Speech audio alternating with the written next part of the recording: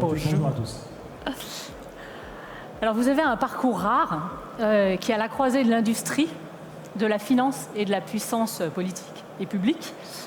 Vous êtes ingénieur de formation, vous avez débuté à la direction de l'armement, avant de rejoindre le ministère de l'économie, de la finance et de l'industrie, puis après vous êtes allé dans le secteur privé. Vous avez dirigé les activités France et accompagné le développement international de Schneider, puis vous avez pris la direction d'EDF, que vous venez de quitter récemment. Avec cette expérience en fait, de terrain industriel, de la sphère publique, des marchés internationaux, quel est pour vous le regard que vous portez un petit peu sur l'industrie française et l'industrie en général ? D'abord, merci beaucoup de votre invitation. Merci José, merci Thomas pour votre invitation. C'est un plaisir d'être à nouveau chez Rexel Expo, 10 ans après ma première quand même. Donc, vraiment un plaisir d'être là et de voir le grand succès à la fois le nombre d'exposants et le nombre de participants. Ce qui montre que l'industrie française, elle est dynamique. Ouais. Et donc je commencerai par ça. Moi, j'ai toujours eu confiance dans l'industrie française. Elle est faite de formidables savoir-faire, d'entrepreneurs, de gens qui savent créer de l'innovation et qui savent la déployer dans le pays et ailleurs. Il y a plein d'entreprises de toute taille qui sont des leaders mondiaux, nés en France, développés en France, et beaucoup sont présents même dans ce petit carré ici. Donc voilà le premier élément que je porte sur l'industrie française comme modeste participant à l'industrie française pendant de nombreuses années. Après, il faut évidemment regarder nos défis, et nous avons des défis en tant qu'industrie. On va y revenir, je pense, mais notre principal défi, c'est que nous sommes dans une zone géographique qui a peu de croissance, qui développe finalement assez lentement tous ces projets, et je pense que notre principal défi par rapport à d'autres régions du monde, c'est d'abord la vitesse. C'est pas le premier critère qui vient dans le discours public, parce que dans le discours public, on aime bien contenter tout le monde. Et pour aller vite, il faut accepter de ne pas contenter tout le monde. Et je pense que c'est le premier élément sur lequel, aujourd'hui, on doit vraiment se regarder nous-mêmes, en se disant, voilà, c'est pas normal que, moi, il y a quelques années, quand je voulais doubler une usine en Inde, entre le moment où j'en exprimais le besoin et le moment où l'usine tournait, il y avait 18 mois. Eh bien, en Europe, c'est pas un problème français, mais en Europe, en France, on y rajoute quelques couches par rapport à l'Europe quand même. Mais voilà, en Europe et en France particulièrement, une création d'usine, c'est pas moins de 5 ans. Pour tout un tas de raisons qui sont essentiellement des procédures de tout type. Notre principal handicap, il est là. Et ça, malheureusement, ça ne perce pas assez dans le débat. Ça a commencé à percer dans le débat européen quand la nouvelle présidente de la Commission européenne reconduite a pris le rapport Draghi comme livre de chevet en disant « cut the red tape ». Bon, cut the red tape, ça veut dire ce que ça veut dire, c'est-à-dire on supprime les quantités de papier qu'on doit faire avant de passer à l'action. Bon, malheureusement, on est en train de réfléchir à comment supprimer avant de passer à l'action pour supprimer aussi. Donc voilà, je pense que ce délai, cette approche du temps, voilà, vous allez en Inde, vous allez en Chine, les gens ils disent don't take 1 year of my life. C'est comme ça qu'ils l'expriment. Ils ont une angoisse du temps qui passe. Il faut que nous retrouvions cette angoisse du temps qui passe. Voilà le premier défi. On en a d'autres. On va revenir sur l'énergie. Il y a des défis sur l'énergie. On a aussi des formidables atouts sur l'énergie. Et je pense que les deux s'équilibrent largement. Et justement, en fait, vous avez dirigé EDF de novembre 2022 à mai 2025 dans une période très complexe, marquée entre autres par les tensions sur les prix, sur la relation un petit peu avec les industriels. Qu'est-ce que vous gardez un petit peu maintenant avec du recul de cette expérience ? Qu'est-ce que vous en retenez ? Et qu'est-ce qui aurait pu être fait différemment ? Est-ce que vous avez quelque chose à nous apporter là-dessus ? D'abord, une formidable aventure parce que, honnêtement, quand on m'a appelé pour diriger EDF, le prix de l'électricité pour l'année suivante était de 1 000 € du mégawattheure le jour où on m'a appelé. C'était la cotation pour le prix de l'électricité en France l'année suivante était de 1 000 € du mégawattheure. Et on n'était pas sûr de passer l'hiver. Bon, là on est 3 ans et demi plus tard. Voilà, le prix de l'électricité en France formulé pour 5 ans auprès de tous les industriels qui le souhaitent est autour de 60 euros du mégawattheure. Je ne vais pas rentrer dans les débats techniques pour savoir si c'est plus ou moins epsilon, mais c'est autour de 60 euros du mégawattheure. C'est le meilleur en Europe. Il est totalement décarboné et il fournit de l'électricité même quand les autres n'en ont pas. Ce qui est une grosse différence par rapport à certains autres systèmes électriques. Et il se compare, quoi qu'on puisse en dire, favorablement à l'évolution du système électrique américain. Donc, formidable aventure. D'abord, grâce à une formidable communauté qui sont les 190 000 salariés du groupe EDF que j'ai eu l'honneur de conduire pendant cette période.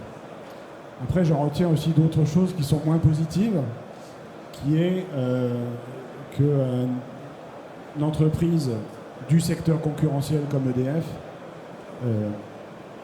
devenue détenue par un seul actionnaire qui s'appelle l'État, quand celui-ci ne sait pas où il va et qu'il donne des directions contradictoires, pas seulement à son entreprise, mais à l'ensemble du secteur, et j'arrêterai là mes comparaisons, parce que je pense qu'il y en a suffisamment dans la presse tous les jours, ben évidemment, il y a un moment, ça devient difficile de non seulement livrer le quotidien, mais également préparer l'avenir.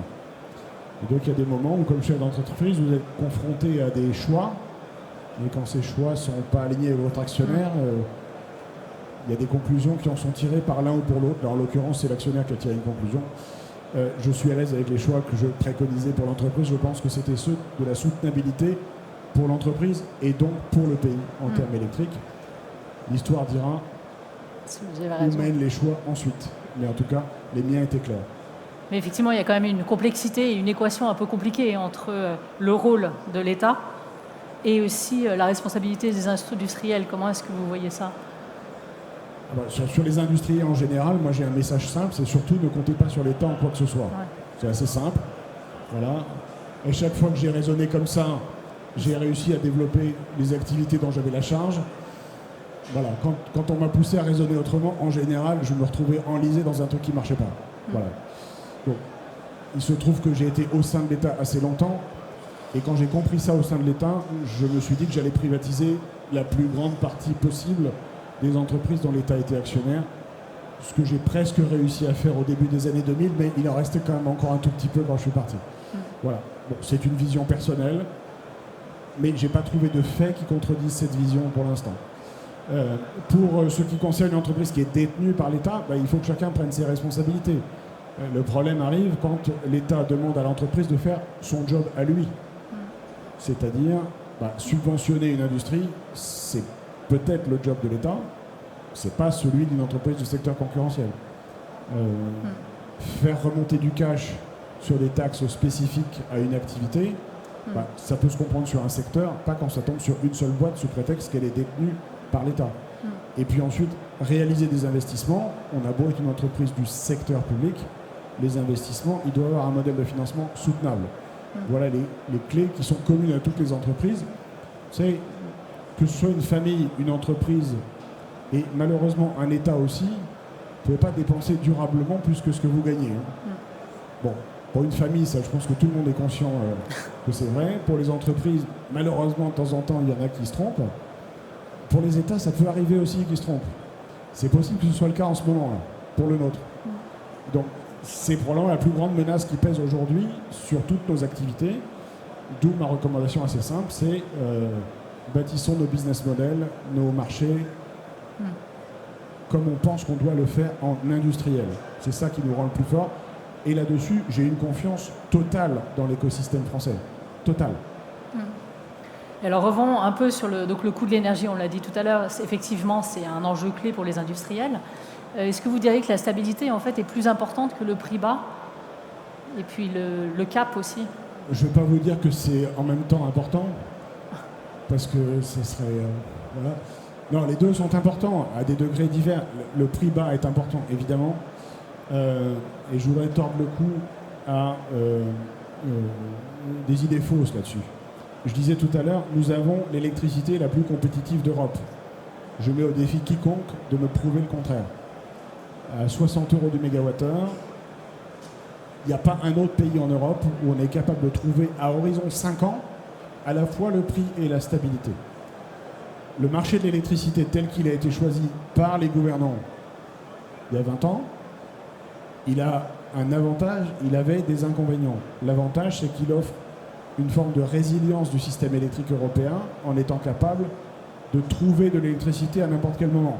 Nous, Français, en avons bénéficié. Pendant 19 ans, on a exporté de l'électricité tous les ans à nos voisins. Ça nous a permis de faire baisser le point mort de notre système électrique. La seule année où on a eu un problème, malheureusement, comme le disait Chirac, les emmerdes arrivent en escadrille, on a eu à la fois l'invasion de l'Ukraine et un problème industriel majeur sur le parc nucléaire français. Cette année-là, on avait besoin d'importer. Heureusement qu'on avait le marché de l'électricité, certes cher cette année-là, mais on a eu l'électricité.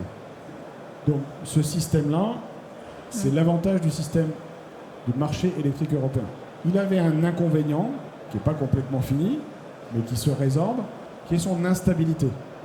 Pourquoi ? Parce qu'il y a des moments où les prix peuvent fluctuer en fonction des politiques publiques des différents pays, avec à l'évidence des différences majeures entre l'Allemagne, l'Espagne et la France, pour ne citer qu'elles.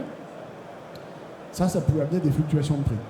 Et la fluctuation de prix, elle n'est pas bonne pour l'investisseur qui réalise des projets d'électrification, qu'il soit consommateur ou producteur. Et donc, il nous fallait trouver une voie pour stabiliser le moyen terme.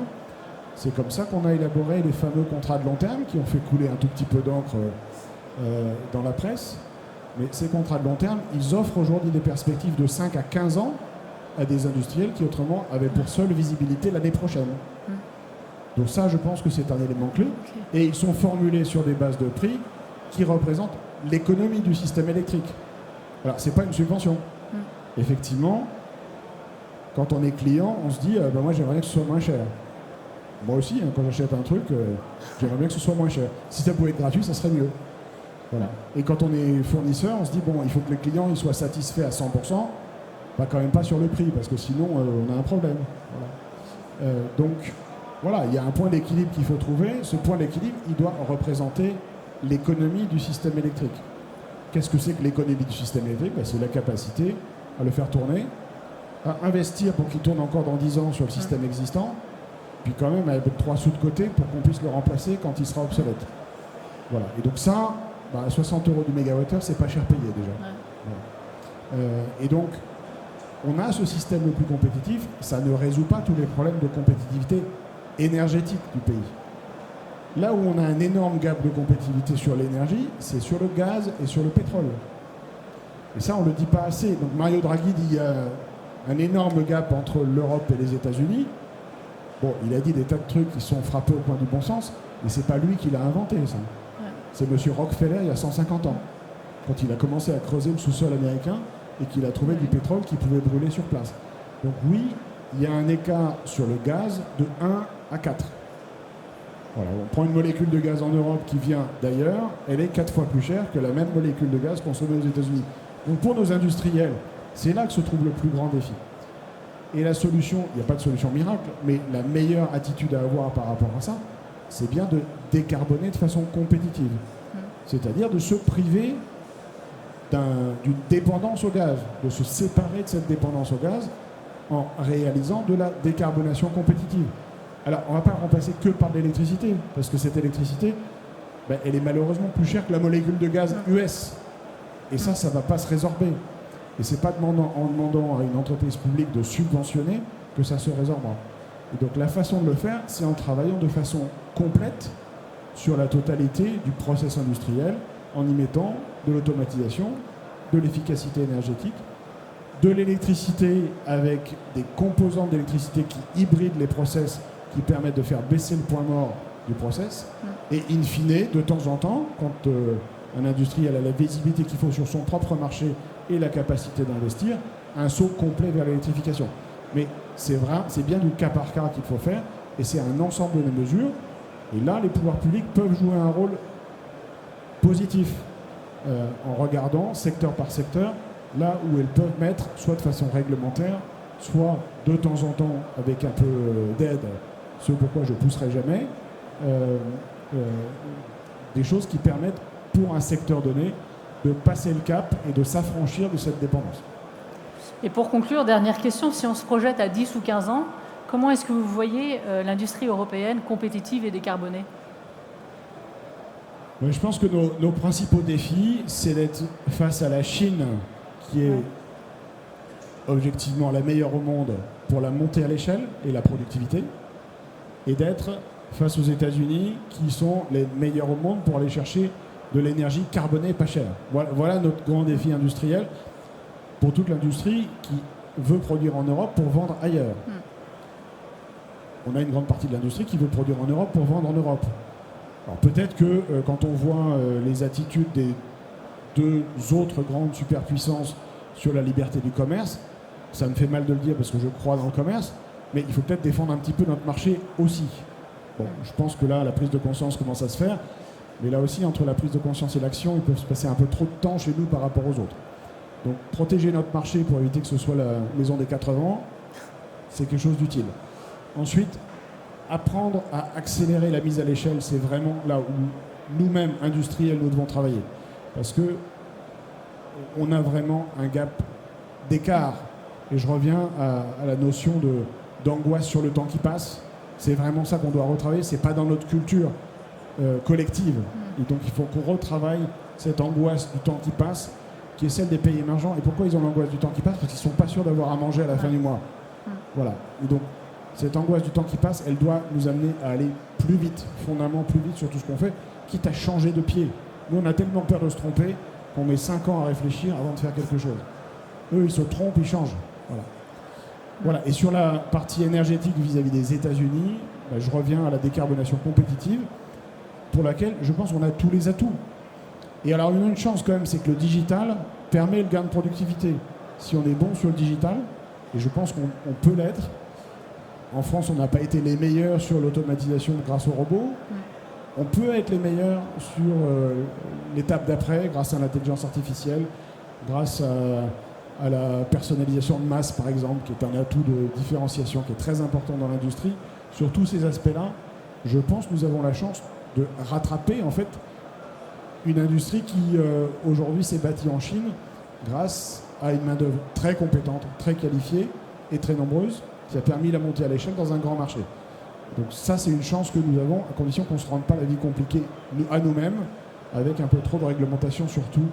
Je pense qu'on a cet atout. Sur l'énergie, en fait, nous sommes la seule région du monde à avoir un surplus d'électricité disponible. Donc, voilà, j'ai ma blague favorite parce que j'avais un ancien concurrent qui avait fait ses pubs sur « c'est pas Versailles ici ». Non, c'est Versailles ici. C'est Versailles ici. C'est bien ça qu'il faut dire à tous les utilisateurs d'électricité. Il y a toute l'électricité qu'il faut dans notre pays pour la décennie qui vient sans aucun problème. Donc allons-y, mettez les watts. Mettez les watts. Il y a tout ce qu'il faut. Voilà. Il ne faut pas commencer à s'angoisser sur le thème. Je ne vais pas trop dépendre de l'électricité, on ne sait jamais, est-ce de pas en avoir. La France est en train d'exporter chaque année la taille de la Belgique. C'est bon. Donc allons-y, c'est Versailles, mettons les watts. Bon, je sais, quand je parle des électriciens, normalement, je n'ai pas à les convaincre de ça, mais je pense quand même qu'il faut, après la crise que nous avons vécue en 2023, qui est la seule année où on a eu un peu d'angoisse sur l'énergie, il faut vraiment convaincre l'ensemble des utilisateurs que oui, l'électricité est là, elle est durablement là, et nous avons en France la chance d'avoir un système électrique qui est bâti pour être résilient. Il n'est pas bâti pour avoir que des sources intermittentes, et de compter sur le fait que la chance nous aidera à ne pas avoir de blackout. Donc, ça veut dire que c'est un système électrique qui est bâti pour l'industrie et pour servir H24, 7 jours sur 7. Bon, mettons les watts alors. C'est Versailles ici. Merci Luc. Merci à tous. Très belle conférence. On va maintenant poursuivre cette conversation avec 5 autres invités que je vais appeler à tour de rôle. Et ensemble, on va voir comment l'électrification, l'automatisation et la digitalisation peuvent justement renforcer la compétitivité de l'industrie française. J'ai le plaisir d'accueillir Alice Conan, qui est directrice industrie de Rexel France. David Lolo, qui est économiste à la Fabrique de l'Industrie. Emmanuel Caille, qui est directeur industriel du groupe Atlantique. Johan Co, responsable innovation, direction des filières industrielles à BPI. Et Thomas Uriez, fondateur de 1083, une marque de textile française. Mais là,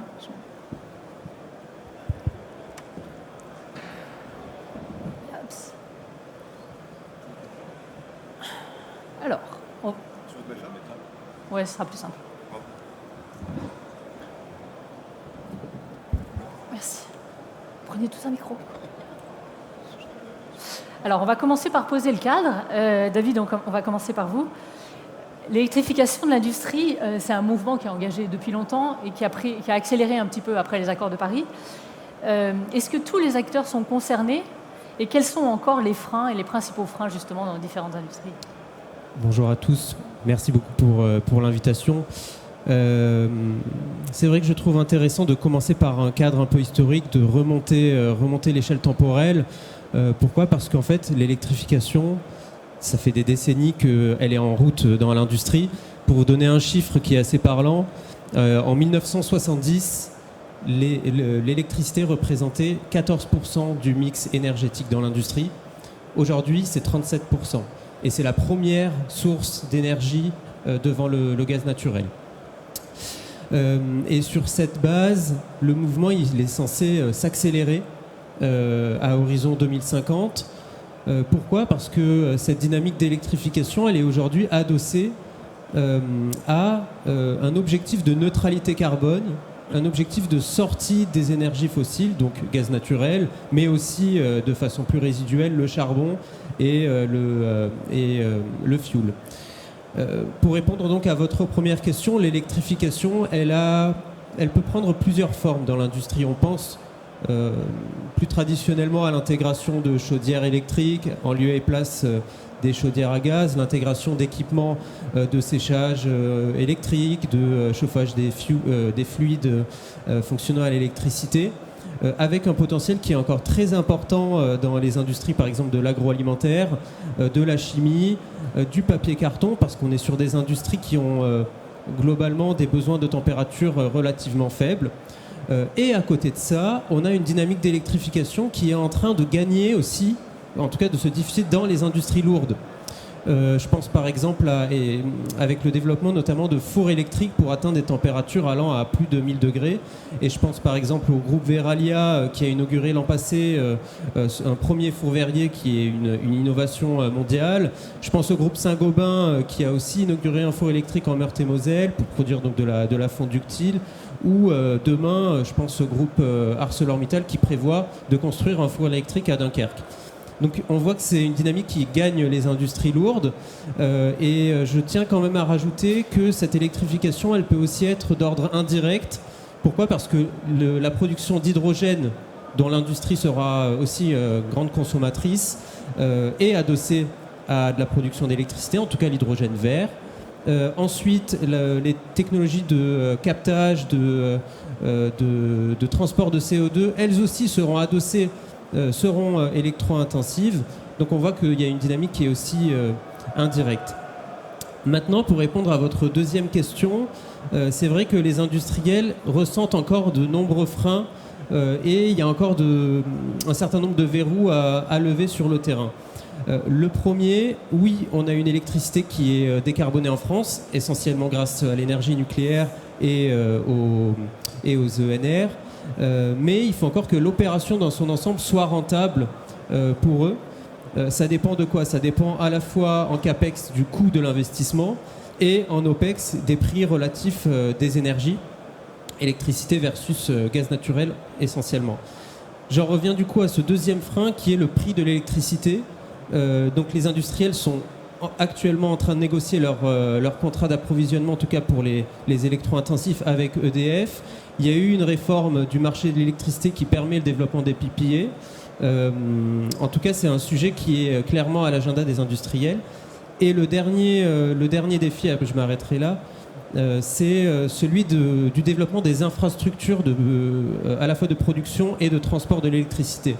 À moyen terme, dans la mesure où on tend vers une électrification massive des usages, ça reste un défi financier à la fois pour EDF, mais aussi pour les porteurs de projets de développer de l'énergie des électrons. Et en matière d'infrastructure de transport, cette fois, c'est un défi pour le groupe RTE qui doit développer des pylônes, développer des câbles jusqu'aux clients industriels. Et c'est clairement un défi, notamment pour les industries diffuses. Voilà, donc on voit que l'électrification, elle est engagée, mais il y a encore, elle n'est pas pour autant acquise du point de vue des industriels. Justement, Johan, en fait, vous à la BPI, vous accompagnez en fait toutes ces transitions. Quels sont les dispositifs financiers que vous pouvez mettre à disposition des personnes qui ont des difficultés ? Bonjour à tous d'abord, merci Dorothée. Merci pour l'invitation aussi à la table ronde. En termes de dispositifs financiers, en fait, il faut savoir déjà que BPI France, avec le soutien de l'État, est en cours de déploiement d'un plan climat qui dispose d'une enveloppe de 35 milliards d'euros sur 5 ans, de 2023 à 2028, avec l'objectif justement de financer la transition écologique et énergétique des entreprises françaises, que ce soit des PME, des ETI, des grands groupes et tout type d'industrie.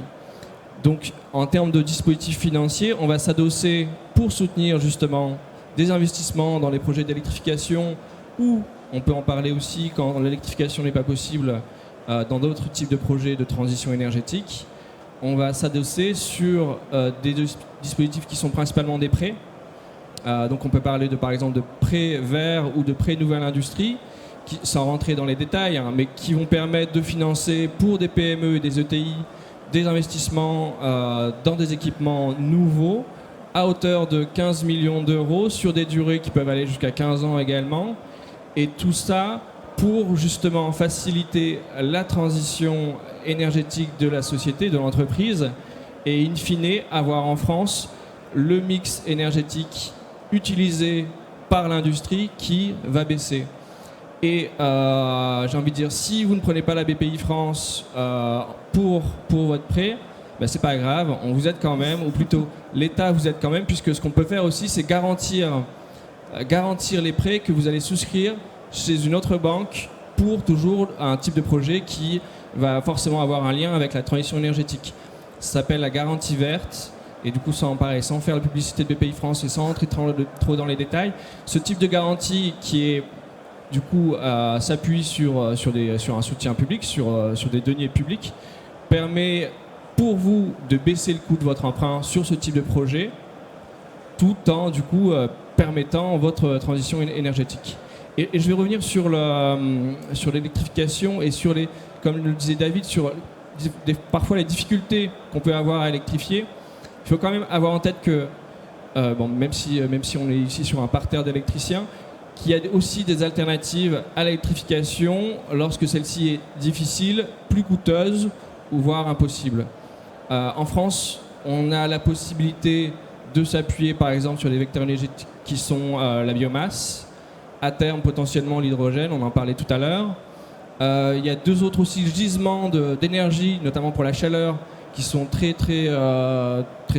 avec un potentiel, si on parle de térawattheure, qui est assez énorme, qui sont le stockage de chaleur et le gisement de la chaleur fatale, puisqu'il faut quand même avoir en tête que la consommation d'énergie dans l'industrie pour la chaleur est un peu plus de 300 TWh et on rejette quasiment le tiers aux petits oiseaux. Donc ça, c'est un gisement potentiel maximum qui est conséquent et qui peut servir justement pour décarboner, pour réduire l'usage de gaz dans vos process et du coup réduire votre empreinte carbone in fine. Et je vais revenir aussi sur les dispositifs financiers.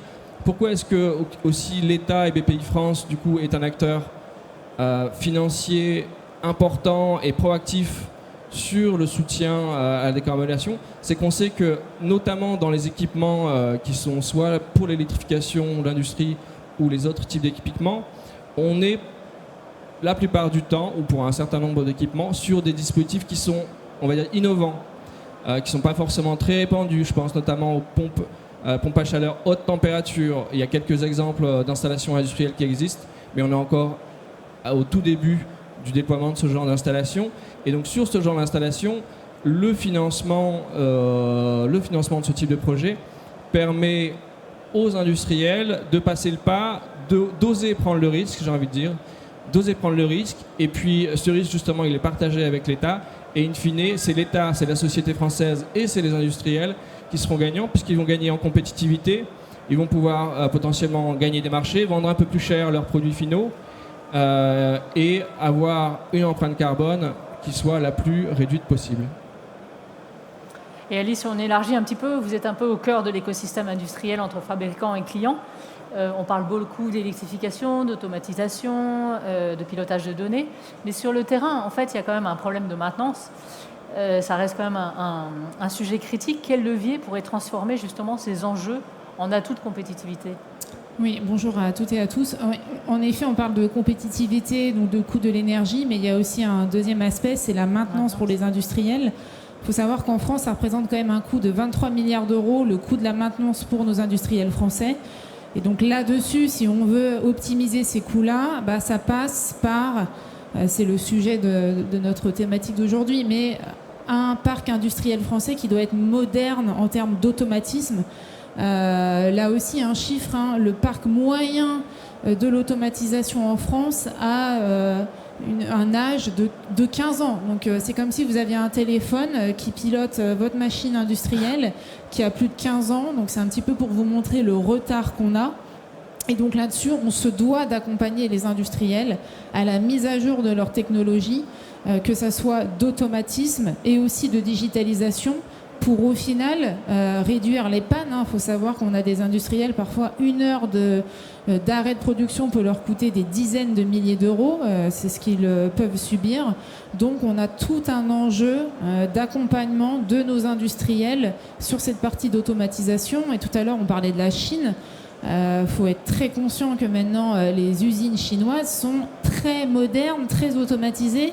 Certes, le coût d'un employé chinois était beaucoup plus faible qu'en France, mais c'est plus du tout là le débat. L'enjeu, c'est comment nous, en France, on rattrape ce retard technologique, et ça passe par cette automatisation et aussi des cas concrets. Et M. Raymond en a parlé de digitalisation.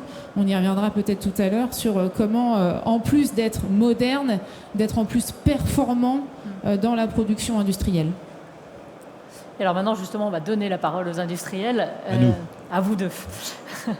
Donc Emmanuel et Thomas, on va commencer par Emmanuel. Au-delà des aspects un peu économiques, qu'est-ce qui fait pour vous vraiment la force d'une industrie performante et compétitive ? Je vais vous laisser donner vos exemples. Oui, merci. Bonjour à tous. Je voulais d'abord remercier l'équipe Rexel pour son invitation, puis bravo pour le dynamisme de cet événement. Et je vois qu'on a plutôt le sourire, donc c'est bon signe, il y a de l'énergie positive dans l'Assemblée et puis aujourd'hui. Quelques mots sur le groupe Atlantique, parce que peut-être que même si beaucoup de nos clients sont ici, je vais rappeler qui on est. Donc on offre à nos clients des solutions de confort thermique, produits et services, qui leur permettent non seulement d'avoir du confort, mais aussi d'optimiser leur consommation d'énergie et de réduire leur bilan carbone. Donc nous sommes des industriels, on est 12 000 personnes, 8 000 personnes dans l'industrie, on a 31 sites dans le monde, 25 en Europe, 15 en France, donc produire en France, on connaît. Et on a fait un choix audacieux il y a 2 ans, qui est de lancer une nouvelle usine de fabrication de pompes à chaleur, donc à Chalon-sur-Saône, en France, avec l'objectif, et Luc Raymond en a parlé, de gagner en vitesse. Voilà. Renforcer et accélérer, c'est nos mots d'ordre.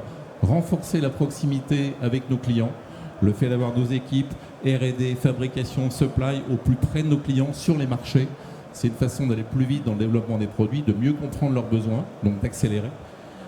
En supply chain, si on fabrique sur le marché, on va plus vite, et ça c'est un avantage à la fois pour nos clients et pour nous en termes d'efficacité.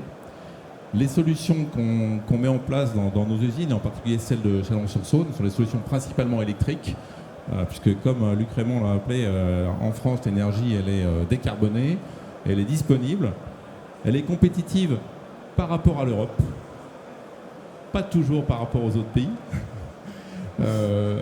mais donc on peut s'appuyer là-dessus, donc avoir des process décarbonés, et surtout ce qui est très intéressant, c'est que les solutions d'automatisation, de digitalisation, elles sont très flexibles, plus facilement pilotables que les solutions fossiles anciennes dont parlait Alice. Et ça nous fait gagner du temps. Je prends un exemple, le fait de collecter l'information digitale sur l'avancement de nos processus dans nos usines en France, ça fait gagner 1 heure pour chacun des animateurs de production des usines dans le groupe.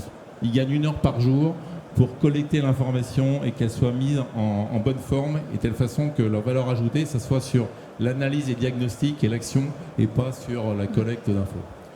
On a aussi beaucoup bénéficié et on continue de tout ce qui est automatisation, robotisation. On a multiplié par 3 le parc de nos robots. Alors même si effectivement en France on est en retard sur les robots par rapport à d'autres pays, en particulier d'Asie. Donc on a mis un boost là-dessus. On investit environ 150 millions d'euros par an dans nos usines. Et ça nous permet non seulement de gagner en productivité, mais aussi en ergonomie et en sécurité. Et également ce que vous disiez, Luc, sur la customisation de masse, c'est-à-dire arriver à produire efficacement une grande diversité de produits avec des solutions très agiles. Et vous, Thomas, donc il y a 10 ans, il y a plus de 10 ans, je crois que c'était il y a 13 ans, vous avez lancé avec votre frère Grégoire la marque de textile Made in France qui s'appelle 1083, avec l'idée force de relocaliser toute la chaîne, toute la fabrication. Vous avez commencé par les jeans et maintenant vous avez élargi. Est-ce que vous pouvez déjà nous raconter et nous dire ce que ça veut dire 1083 ? Oui, bonjour à toutes et tous. Donc on fait aussi du confort thermique, mais aussi esthétique, puisque du coup on fait des vêtements longs pour l'hiver et courts pour l'été. C'est notre manière à nous de climatiser quand on a trop chaud. 1083, c'est une marque que j'ai créée avec mon frère il y a 12 ans. On fabrique des jeans, mais aussi des baskets, des sweats, un peu tout ce que vous voyez sur moi. 1083, c'est la distance qui sépare les 2 villes les plus éloignées de l'Hexagone.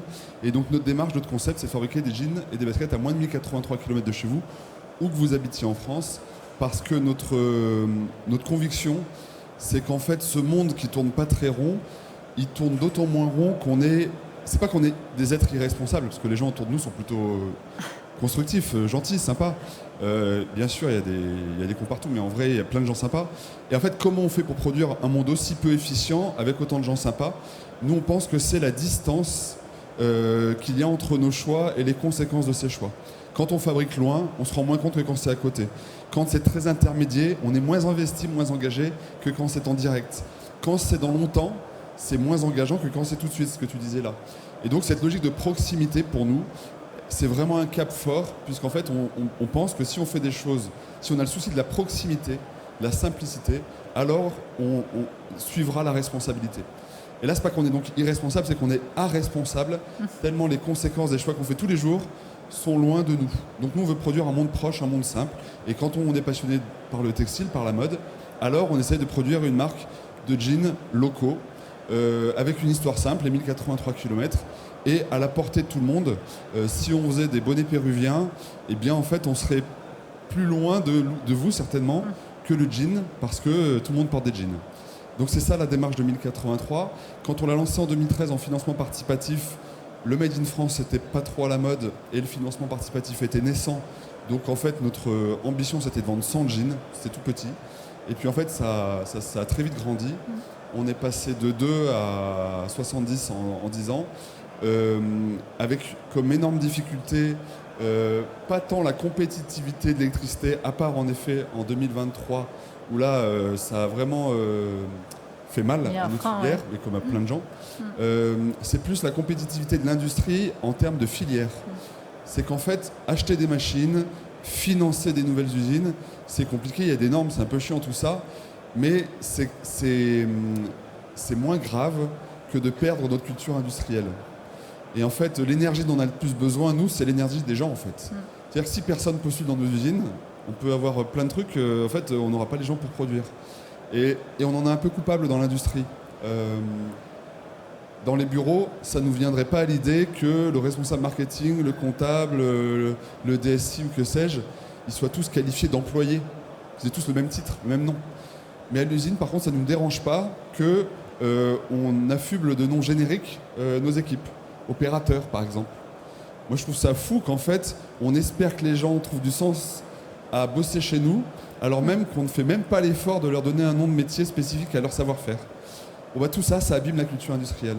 Et à la fin, à force de perdre la culture industrielle, de ne pas se battre pour nos patrimoine, les noms de métiers, l'estime de ces gens-là, eh bien en fait, on finit par perdre notre culture industrielle, c'est-à-dire l'acceptabilité des habitants pour des usines voisines, c'est-à-dire le sens de l'industrie pour un pays, pour nos gouvernants. Mais en fait, c'est notre faute, ça. En fait, on néglige, on est tous excités par, et j'étais informaticien avant de créer ma boîte, donc je plaide coupable, on est tous excités par la technologie, l'innovation, etc. Et on est dans notre locomotive, et en fait, on oublie, en fait, on parle au cerveau, on oublie de parler au cœur. Et en fait, si on ne parle pas au cœur, en fait, on peut dire ce qu'on veut au cerveau et il ne nous écoutera pas. Donc en fait, je pense qu'il y a l'énergie la plus importante que nous, on cherche à reconstruire, c'est le cœur à l'ouvrage, c'est la confiance, l'envie d'industrie, c'est la fierté de créer, de produire ensemble.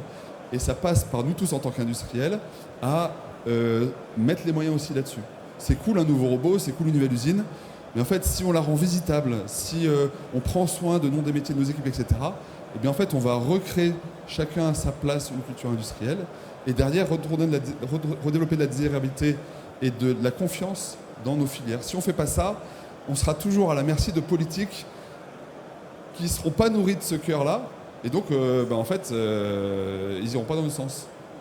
Donc voilà, nous on cherche à faire ça. Ça veut dire tourisme industriel, ça veut dire pas d'opérateurs chez nous, que des vrais métiers. Ça veut dire faire la pédagogie de nos savoir-faire. Par exemple, et j'arrête là parce que je suis bavard, on trouve que l'industrie parfois c'est un peu chiant, c'est un peu répétitif, et c'est manuel, et on associe dans l'industrie la répétition à l'ennui, alors que partout ailleurs, vous êtes musicien, la répétition c'est évidemment le fondement de l'excellence. C'est même cool d'aller en répète. Vous êtes sportif, vous entraînez, vous réentraînez.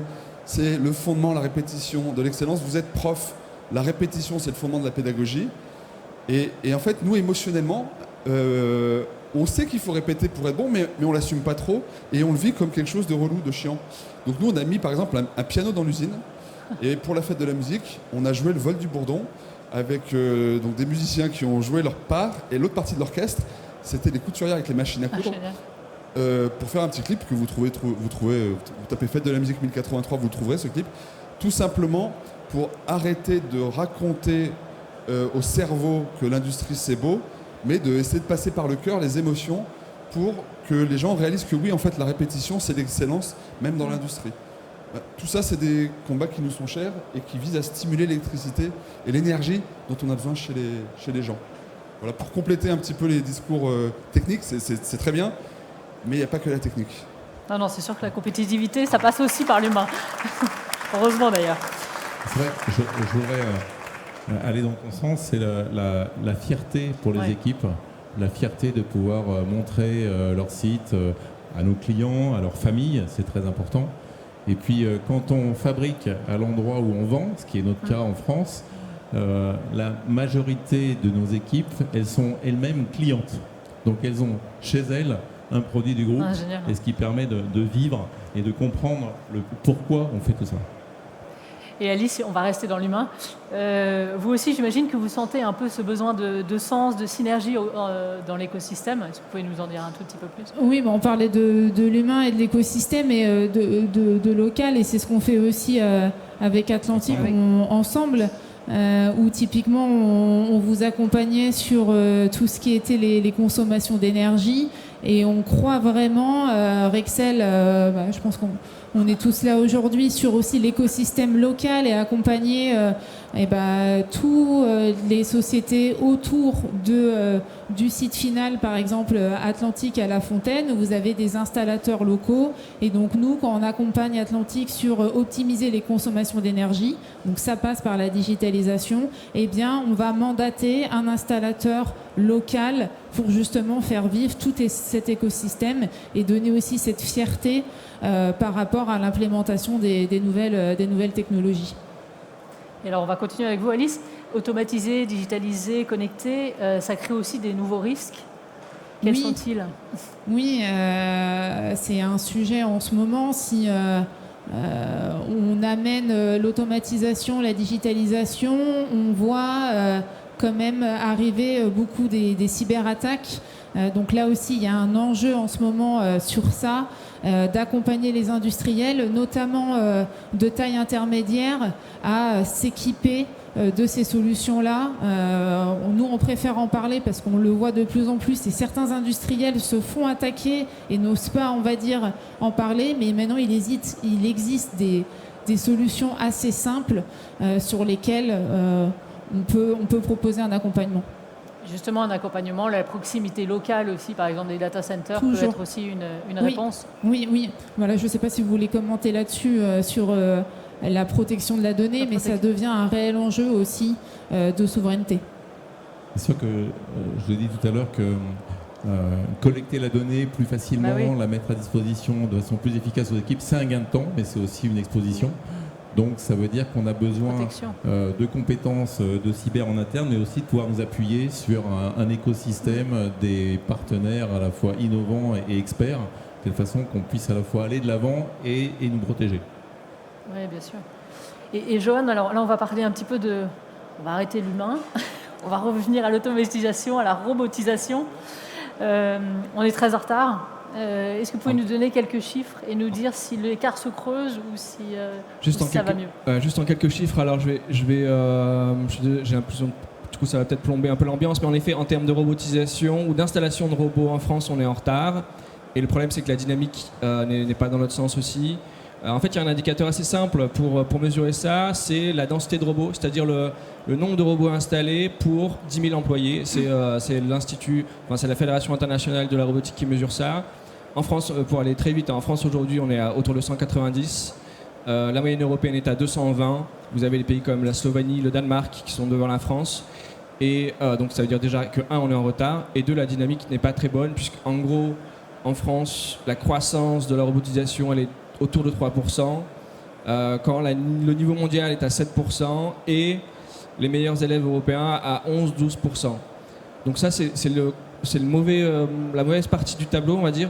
Par contre, il y a de l'espoir, et il y a un vrai espoir et un vrai potentiel, puisque en termes d'innovation et en termes d'acteurs industriels qui sont capables de proposer, développer des solutions de robotique, en fait, en France, on est très bien fourni. Vous avez à la fois des startups, des PME. En PME, je pense dans le secteur agroalimentaire, une société qui s'appelle Mafroda, qui est localisée à Montauban, spécialisée dans l'agroalimentaire, l'agriculture, qui développe des beaux produits, qui est capable d'automatiser, industrialiser, enfin robotiser votre installation. Et donc, c'est un exemple parmi beaucoup, beaucoup d'autres. Et on est capable vraiment en France de produire et de proposer quand même des solutions qui doivent permettre du coup d'améliorer un peu cette page-là. Après, je crois que la robotisation, il y a quand même, en France, on n'est pas aidé par la réglementation. Je crois qu'on en parlait avec Emmanuel. Avec Emmanuel, oui.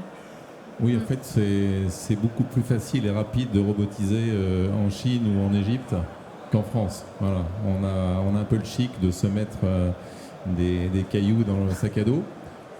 Donc c'est aussi pour ça que c'est un frein à l'investissement frugal. C'est que il y a le prix du robot et puis il faut le multiplier par 4 pour avoir une installation. Donc c'est là où on doit travailler avec les intégrateurs pour aller vers des solutions beaucoup plus frugales. Et ça aidera à rattraper notre retard. Et qu'est-ce que vous faites concrètement, justement ? Par exemple, on s'oriente vers des solutions où on utilise du matériel d'occasion, par exemple, où on a développé les compétences en interne pour être nos propres intégrateurs. D'accord. Et comment est-ce que vous conciliez tous les deux l'automatisation et l'attractivité des métiers ? Vous en avez parlé un tout petit peu tout à l'heure, mais... nous, ça tu peux parler avec ta tête et je parle avec mon cœur. Voilà, c'est ça. Là, je prends la tête. Nous, c'est très intéressant parce qu'en fait, il y a des étapes, comme c'est une matière floue, souple, c'est très difficile. Il n'y a pas de machine dans le monde qui prend un rouleau de tissu qui le transforme en jean. Ouais. C'est difficile et en plus, le marché de la production de vêtements est tellement fabriqué à bas coût dans des pays en voie de développement qu'en fait, il n'y aurait certainement pas de bon ROI d'investir de créer telle machine. C'est compliqué, c'est cher. Mais par contre, on automatise certains postes. Et c'est vraiment intéressant parce qu'en fait, ça nous permet de développer la polyvalence des couturières. On rentre souvent dans l'atelier en commençant par les machines automates. Et puis au fur et à mesure qu'on maîtrise, on a différents leviers de complexité Et plus on est sur des automates, plus c'est simple à opérer. Par contre, plus c'est complexe à administrer. Et les machines à coudre, c'est un peu l'inverse. Donc ça vient, l'automatisation, comme elle n'est pas possible à 100% chez nous, elle vient élargir l'intérêt de tous les savoir-faire qu'on développe dans l'atelier. Moi, je dirais qu'une démarche d'automatisation ou de robotisation, elle doit être gagnant-gagnant pour les équipes. C'est-à-dire, on met des robots qui prennent les jobs pas faciles, les jobs répétitifs, même si ça fait partie du plaisir de faire ces gammes, mais il y a certaines tâches qui ne sont pas très agréables. Donc ça, on le confie à la partie robotisation, automatisation, et on concentre l'intelligence des équipes, leur savoir-faire sur l'amélioration, le diagnostic et l'innovation. Donc une démarche gagnant-gagnant. Parfait. Je vais vous poser une dernière question à chacun, donc si vous pouvez répondre à peu près en 1 minute 30, 2 minutes chacun. Quelle est la condition indispensable pour que l'industrie française réussisse sa transformation? Qui veut commencer? Vas-y. Moi, sans surprise, dans l'innovation, plutôt le soutien à l'innovation. Et Luc Raymond citait tout à l'heure Mario Draghi et son rapport. Enfin, c'est pareil. Enfin, Mario Draghi identifie dans son rapport l'innovation comme un facteur clé pour améliorer la compétitivité européenne, enfin de l'industrie européenne, et ne pas prendre plus de retard, notamment par rapport à la Chine et les États-Unis. Et une autre personnalité ou une autre citation, c'est le tout récent prix Nobel d'économie, du coup, Monsieur Philippe Aghion, qui a été désigné cette semaine, qui lui aussi en fait identifie, il parle de lui de leadership technologique, mais ce leadership technologique, il est forcément poussé par l'innovation. Ce leadership technologique, c'est un facteur clé pour la puissance économique d'un pays ou d'une région. Donc en un mot, la réponse, le soutien à l'innovation. Alors moi, je voudrais revenir sur le fait que la proximité entre les industriels et leur marché, entre les industriels et leurs clients, c'est le point clé pour innover ensemble, pour développer de nouveaux services ensemble et avoir une supply chain très, très performante. Tu vas dans le même sens. Si marche, oui. Moi, je dirais qu'il faut qu'elle soit désirable. Parce qu'en fait, quand on désire quelque chose, on devient proactif. Ouais. Tant qu'on restera un truc pas très désirable, il ne faudra pas s'étonner qu'on ne nous aide pas. Il faut qu'on donne envie aux gens de nous accompagner. Et donc, pour ça, il faut qu'on soit désirable. De mon côté, je vais dire le prix de l'électricité, encore une fois. Prix de l'électricité compétitif et prévisible. Parce qu'il en va à la fois de la décarbonation dans l'industrie, mais de sa compétitivité. Moi, je vais terminer par, on peut tous agir. Achetons français. Vous avez 2 industriels qui fabriquent en France. Atlantique 1083, ça passe par nous. Il faut les aider. On achète en France. Et après, comme vous l'avez dit, on a suffisamment les hommes, les technologies pour être compétitifs. Mais ça passe aussi par nous de se raisonner et de se dire, bah oui, valorisons les industriels, peu importe, on va dire, la nationalité de l'entreprise, mais valorisons tous ceux qui fabriquent en France et pensons d'abord à la France. Et ça passe par nos achats quotidiens de valoriser les industriels qui produisent en France. Oui, vas-y. Juste, sur ce que tu dis, merci du mot sur le Made in France. Juste vous faire un retour d'expérience. Dans nos ateliers, donc ils sont visitables, ils sont ouverts au public. Et comme dans tous les ateliers, on a des poubelles. Si les gens qui visitent nos ateliers voient des poubelles Ikea chez nous, les gens disent mais ils se foutent un peu de moi, ils veulent qu'on achète français, mais ils mettent des poubelles Ikea chez eux. Donc si on ne considère que le ROI opérationnel de la poubelle, c'est-à-dire recevoir les déchets, oui, la poubelle Ikea est moins chère que la poubelle Made in France. Mais la poubelle Made in France, quand les gens la voient chez nous, donc on a le souci d'acheter même des poubelles Made in France, Rossignol, entre parenthèses, et bien en fait, cet achat a 2 ROI. Le ROI de je réceptionne les déchets et le ROI de la cohérence et de l'engagement de la partie prenante qui voit l'atelier et qui dit en plus c'est Made in France. Et en fait, considérer les 2 ROI, ça change tout parce que du coup, très souvent, ça devient très compétitif d'acheter français si on prend soin de se servir de cette cohérence comme argument. Voilà. Je suis bien d'accord. Merci beaucoup à tous les 5. Je vais maintenant vous donner la parole à vous. Chloé a un micro et elle va vous le passer. Est-ce qu'il y a quelqu'un qui veut réagir, qui veut challenger un point ou témoigner ce que vous vivez dans votre entreprise? Je vous donne un micro, c'est ça. Bonjour à tous. J'ai juste une petite question. Je l'ai écrite parce qu'elle était un peu longue. Selon vous, le contexte politique actuel, les réglementations européennes et françaises, ainsi que les barrières à l'entrée, donc notamment les brevets, tout ce qu'il y a en barrière à l'entrée, freinent-ils le développement de l'industrie française et de l'innovation, notamment dans le domaine de la robotique et de l'intelligence artificielle? Merci. Qui veut répondre? Emmanuel. Alors, la réponse est, ça va être oui et non. Je pense que c'est important.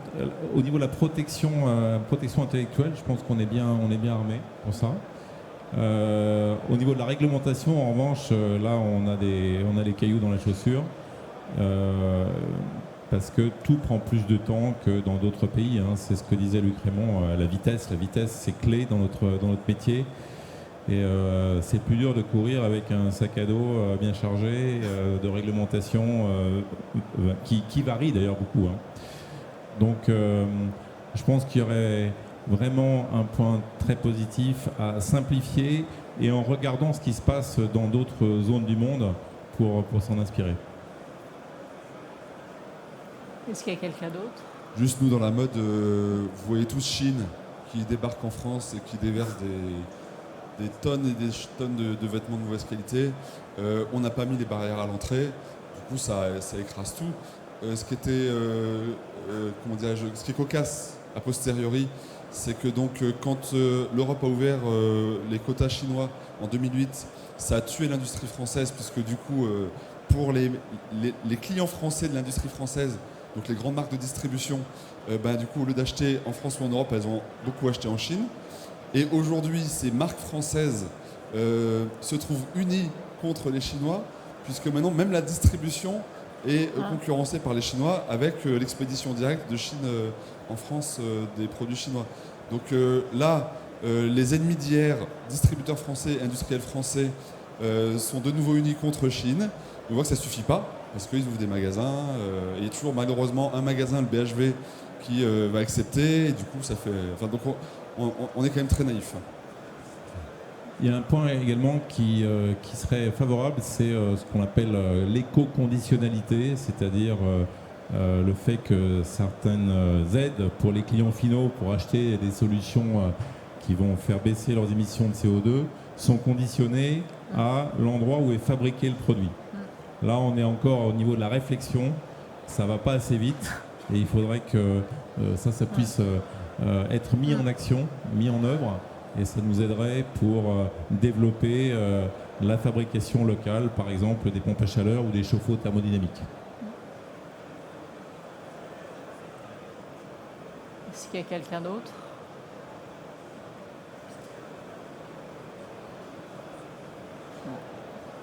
D'accord. Merci à tous. Moi, ce que je retiens, le message clé, c'est vraiment ne pas oublier l'humain. Et la compétitivité, c'est vraiment un équilibre entre les deux, entre évidemment la technologie et l'humain. Donc, n'oublions pas l'humain et consommons des watts, comme dirait Luc Raymond. Merci beaucoup. Merci beaucoup. Merci.